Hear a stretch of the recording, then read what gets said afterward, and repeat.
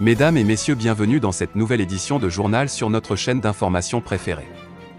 L'information nous suit partout dans le monde, alors si vous êtes nouveau, abonnez-vous et activez aussi votre cloche de notification pour ne plus rien manquer.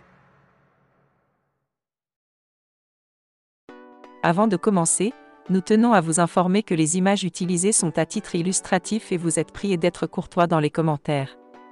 Village par village, forêt par forêt, les forces armées maliennes ratissent avec succès dans les cercles de Koro et Bankas. L'apothéose a été atteinte pour l'armée dans le secteur de Baye, Bankas, où elle a neutralisé, selon des sources locales, plusieurs djihadistes. Toroli, Tagari, Babouro, Dompelan, Saint-Bourreau et les forêts avoisinantes, dans les communes de Duguténé et de, dans le cercle de Koro, les localités de Pissa, Baye, Minta, Koundogo, cercle de Bankas, et une bonne partie de la forêt du Sourou, le long de la frontière avec le Burkina Faso, sont nettoyés par les FAMA. Des milliers de militaires, à bord de plusieurs blindés et autres véhicules de combat, ont sillonné cette zone qui a longtemps été un sanctuaire djihadiste. Ils sont très nombreux. Certains sont même à pied. Quand ils arrivent dans un village, ils fouillent toutes les maisons, nous a témoigné une source. Ils sont très courtois, mais déterminés.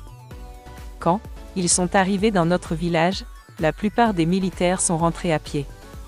Ils ont rassuré la population qu'ils sont là pour leur sécurité.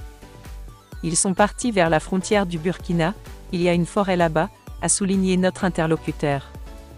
Dans le secteur de Baye, les djihadistes ont voulu tenir tête à l'armée pensant qu'il avait à faire une petite unité de l'armée. Après les premiers coups de feu, l'ennemi a détalé. Les FAMA, selon nos sources, ont détruit les bases des GAT dans le secteur.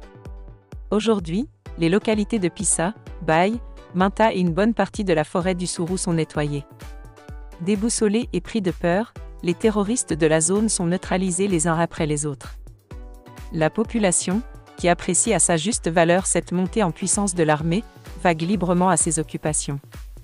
De nouvelles attaques attribuées à des terroristes ont été enregistrées cette semaine au nord et au sud du Mali. Au même moment, des localités comme Tessie restent occupées par de présumés terroristes. Dans la nuit de lundi à mardi, 02 policiers ont été tués par des hommes en armes à Bariz, un quartier périphérique de la ville de Tombouctou. Les agents de la police étaient au nombre de 03 au moment des faits. Ils revenaient de leur poste de garde vers 18h, quand 4 individus armés, dans un véhicule pick-up, ont ouvert le feu sur eux. Le troisième a pu s'échapper, les 2 autres ont été abattus sur le coup et leurs armes ont été emportées. Les autorités de la région déplorent la situation. Elles annoncent l'ouverture d'une enquête pour élucider cet homicide. Au sud du Mali, dans le cercle de Kati, un véhicule transportant des forains a été intercepté lundi par des hommes armés non identifiés à moto entre Niumamakana et Sibi.